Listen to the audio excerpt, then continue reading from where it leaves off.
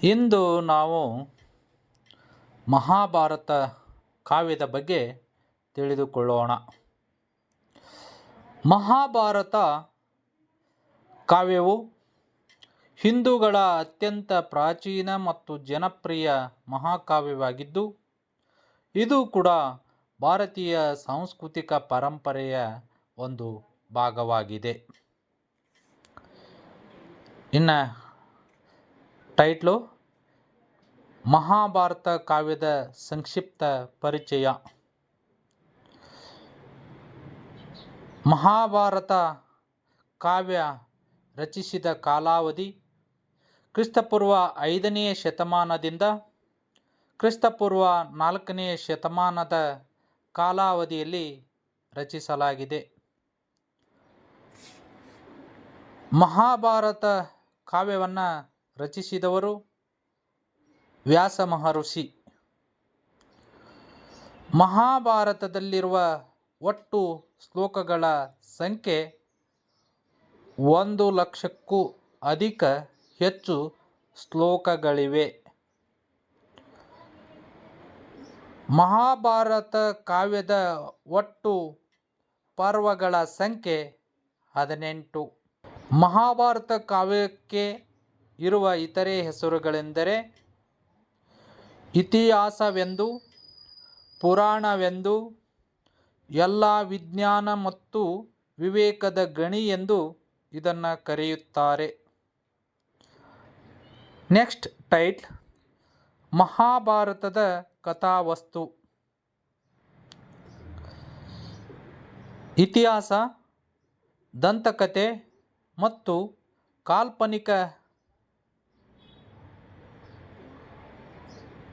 ಕಾಲ್ಪನಿಕಗಳ ಸಂಕಲನವೇ ಮಹಾಭಾರತ ಕಾವ್ಯದ ಕಥಾವಸ್ತು ಆಗಿದೆ.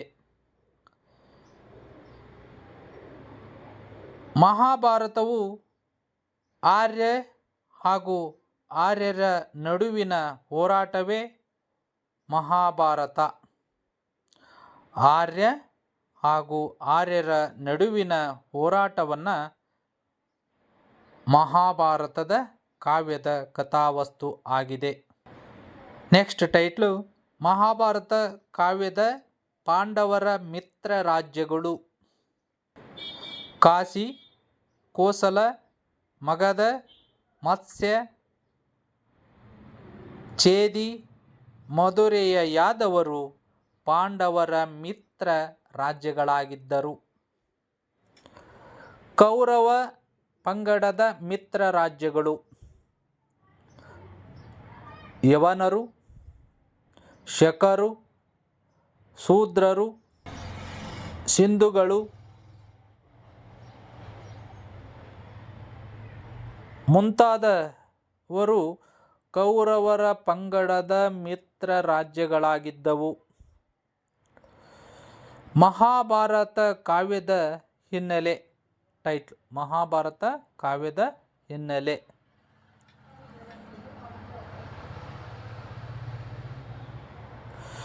ಮಹಾಭಾರತ ಕಾವ್ಯದ ಪ್ರಕಾರ ಪಾಂಡವರಿಗೂ ಮತ್ತು ಕೌರವರಿಗೂ ಈ ಇಬ್ಬರು ದಾಯಾದಿಗಳ ನಡುವಿನ ಹೋರಾಟ ಅಥವಾ ಕದನಗಳನ್ನು ಮಹಾಭಾರತದ ಕಥಾವಸ್ತುವಾಗಿದೆ.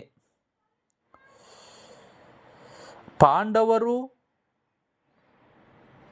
ಮತ್ತು ಕೌರವರು 18 ದಿನಗಳ ಕಾಲ ಕುರುಕ್ಷೇತ್ರ ಕದನದಲ್ಲಿ ಹೋರಾಟ ಮಾಡಿ ಅಂತಿಮವಾಗಿ ಪಾಂಡವರು ಜಯಶೀಲರಾಗುತ್ತಾರೆ. ನೆಕ್ಸ್ಟ್ ಟೈಟ್ಲು ಮಹಾಭಾರತದ ಕಾವ್ಯದ ಆದರ್ಶ ತತ್ವಗಳು. 1ನೇದು ಸಾಮಾಜಿಕ ಮತ್ತು ನೈತಿಕ ತತ್ವಗಳ ಬಗ್ಗೆ ಮಾಹಿತಿ ನೀಡುತ್ತದೆ.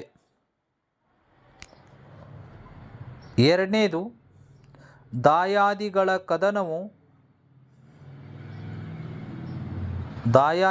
ಕದನದ ಮಧ್ಯೆ ಸಂಬಂಧದ ಅರಿವನ್ನು ತಿಳಿಸುತ್ತದೆ.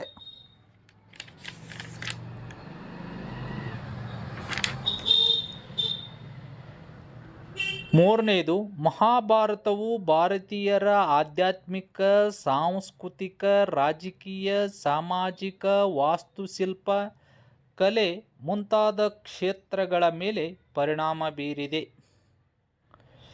ನೆಕ್ಸ್ಟ್ ಪಾಯಿಂಟ್, ಪುರುಷಾರ್ಥಗಳಾದ ಧರ್ಮ, ಅರ್ಥ, ಕಾಮ ಮತ್ತು ಮೋಕ್ಷಗಳ ಸಾಧನೆಗೆ ಪ್ರೇರಕವಾಗಿದೆ. ನೆಕ್ಸ್ಟ್ ಪಾಯಿಂಟ್, ಭಗವದ್ಗೀತೆಯಲ್ಲಿ ಕರ್ಮ, ಜ್ಞಾನ ಮತ್ತು ಭಕ್ತಿ ಯೋಗದ ಮಾರ್ಗವನ್ನು ತೋರಿಸಲಾಗಿದೆ. ನೆಕ್ಸ್ಟ್ ಪಾಯಿಂಟ್, ರಾಜ್ಯಾಧಿಕಾರಕ್ಕಾಗಿ ದಾಯಾದಿಗಳ ಕದನಗಳನ್ನು ನಾವು ಮಹಾಭಾರತದ ಕಾವ್ಯದಲ್ಲಿ ಕಾಣಬಹುದು. ಮಹಾಭಾರತದ ಮೂಲ ಉದ್ದೇಶ ಆತ್ಮನು ಪರಮಾತ್ಮನನ್ನು ಒಲಿಸಿಕೊಳ್ಳುವುದಾಗಿದೆ. ನೆಕ್ಸ್ಟ್ ಪಾಯಿಂಟ್, ಪಾಂಡವರು ಸತ್ಯ ಪರಿಪಾಲನೆ ಆದರೆ ಕೌರವರು ಅಸತ್ಯದ ಪರಿಪಾಲಕರಾಗಿರುತ್ತಾರೆ. ನೆಕ್ಸ್ಟ್ ಪಾಯಿಂಟ್, ಸತ್ಯ, ಸನ್ಮಾರ್ಗ, ಸದ್ಗುಣಗಳ ಸಹಕಾರ ರೂಪಗಳ ಆದರ್ಶ ತತ್ವಗಳನ್ನು ಮಹಾಭಾರತ ಕಾವ್ಯದಲ್ಲಿ ಕಾಣಬಹುದು. ನೆಕ್ಸ್ಟ್ ಪಾಯಿಂಟ್, ಭಾರತೀಯರ ಸಂಸ್ಕೃತಿಯನ್ನು ಪ್ರತಿಬಿಂಬಿಸುವ ಕನ್ನಡಿಯಾಗಿದೆ. ಭಾರತೀಯರ ಸಂಸ್ಕೃತಿಯನ್ನು ಪ್ರತಿಬಿಂಬಿಸುವ ಕನ್ನಡಿ ಆಗಿದೆ. ನೆಕ್ಸ್ಟ್ ಪಾಯಿಂಟ್, ಮಾನವೀಯ ಮೌಲ್ಯಗಳ ಆದರ್ಶವಾಗಿದೆ. ನೆಕ್ಸ್ಟ್ ಪಾಯಿಂಟ್, ಆತ್ಮ ಸಾಕ್ಷಾತ್ಕಾರಕ್ಕೆ ಅನುಗುಣವಾಗುವ ಕರ್ಮ, ಭಕ್ತಿ, ಜ್ಞಾನ ಮಾರ್ಗಗಳ ಮೂಲಕ ಆಚರಿಸಲಾಗಿದೆ. ನೆಕ್ಸ್ಟ್ ಪಾಯಿಂಟ್, ವೈಯಕ್ತಿಕ ಮತ್ತು ಸಾಮಾಜಿಕ ಜೀವನವು ಶಾಂತಿ, ಸಾಮರಸ್ಯ, ಪ್ರಗತಿಯಿಂದ ಕೂಡಿರುತ್ತದೆ.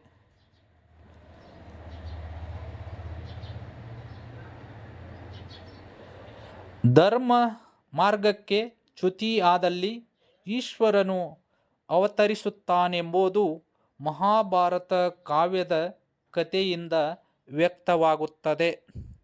ಇದು ಮಹಾಭಾರತ ಕಾವ್ಯದ ಬಗ್ಗೆ ಮಾಹಿತಿ ಆಗಿದೆ.